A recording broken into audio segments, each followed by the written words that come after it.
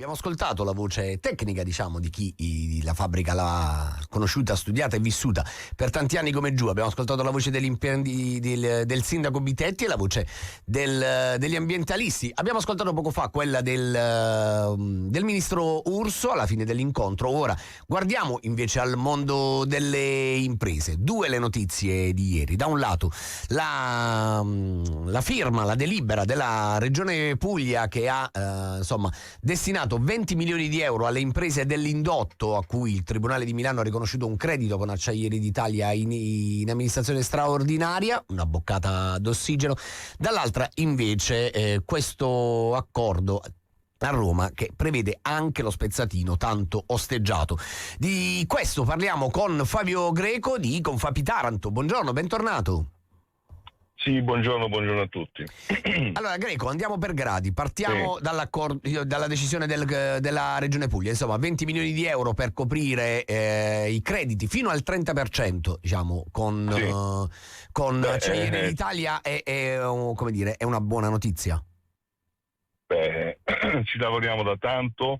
Desidero veramente ringraziare il Presidente della Regione, tutta la Giunta, anche i dirigenti del SEPAC, con i suoi collaboratori, perché dopo tanti sforzi, riunioni, telefonate, insomma più di un anno, al termine siamo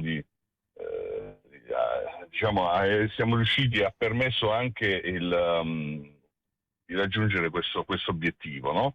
Che era quella quota parte, diciamo, del 30% rimanente della quota dei soldi che insomma vi arrivavano. Quello che volevo capire, sì, diciamo che è fino a un massimo di 300, però comunque fino a un massimo di 300.000 euro. Ecco, esattamente quello che volevo che spiegassimo, diciamo, a chi ci sta ascoltando. Sì, non c'è tutta la quota, però è un passo importante ed è una quota che va ripristinata fino al massimo di 300.000 euro rispetto al 30% che è stato perso nell'amministrazione straordinaria.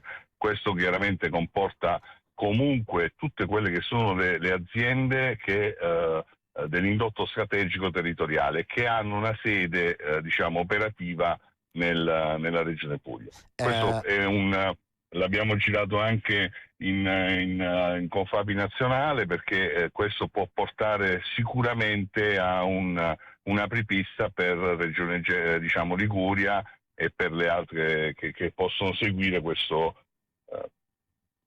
anche perché questo evento, arriva da un decreto legge del 2004, del 2024, che insomma faceva delle modifiche alle grandi imprese in amministrazione straordinaria.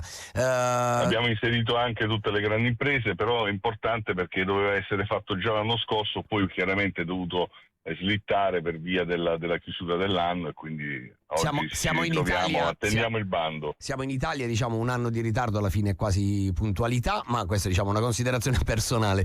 Andiamo invece all'altro aspetto. E questo ha colto l'occasione, rispetto anche a quel lavoro che ha fatto il governo con il ministro Urso, il dottor Veltri, che siamo riusciti a recuperare quei 120 milioni. Questo significa che insieme possiamo fare tanto.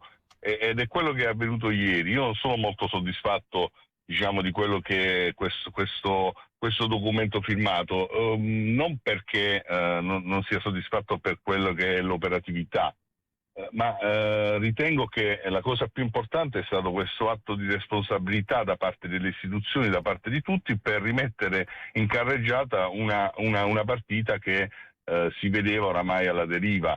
E questo è stato qualcosa di positivo. Però mi sembra di capire che in qualche modo più l'ok che il contenuto a ciò che è stato. Sì, io non sono. Sì, assolutamente, perché comunque sia un contenuto che è privo cioè viene slittato, rimandato tutto a chi farà l'offerta. Adesso mi chiedo, intanto, se il governo rimarrà nella governance, poi mi chiedo, e se la gara va deserta? Noi abbiamo richiesto, oltretutto, più volte una cosa fondamentale, che è quella che era la vendita non la vendita ai lotti, allo spezzatino. Esatto, ieri è stato detto che in riunione non c'è stato lo spezzatino. Hai diviso in lotti nord e sud, quindi chiaramente questa cosa non va bene, perché ci crea dei problemi interni, si rischia che Taranto rimanga fuori e poi che succede? Dato che abbiamo dato l'opportunità all'acquirente di fare il piano industriale, di prevedere poi la nuova AIA, mi chiedo che succederà qualora non ci fosse nessun acquirente per Taranto, perché è diviso il nord con il sud. Ok, qual è la cosa che la spaventa di più, Greco? L'ipotesi che sia il nuovo acquirente a decidere il futuro non solo, diciamo, della città, o il fatto che in realtà siete stati anche coinvolti molto poco come aziende all'interno di questo, chiamiamola intesa, ecco. No, a me spaventa il fatto che Taranto non venga messa a lato. A me serve che Taranto questa è una vicenda che fa male un po' a tutti. Noi vogliamo assolutamente che vada avanti, ma non come slogan, ma la realtà dei fatti, perché ci viviamo in questo territorio, no? La salute è importante, quanto è importante il lavoro. Quindi bisogna decarbonizzare, bisogna portare avanti questo progetto. Bene, facciamolo insieme, perché insieme abbiamo visto che possiamo farlo. Oggi manca la cosa essenziale per l'indotto. Io l'ho detto più volte, come dire, mancano dei meccanismi per garantire il coinvolgimento e la tutela dell'indotto all'interno della gara d'appalto, con un protocollo d'intesa, con un accordo di sito. Anche questo è venuto meno, quindi non abbiamo evidenza che in questo documento sia stato realmente poi trascritto tutto quello che realmente occorre, insomma.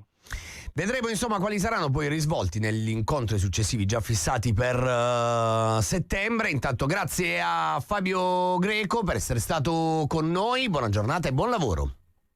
Grazie.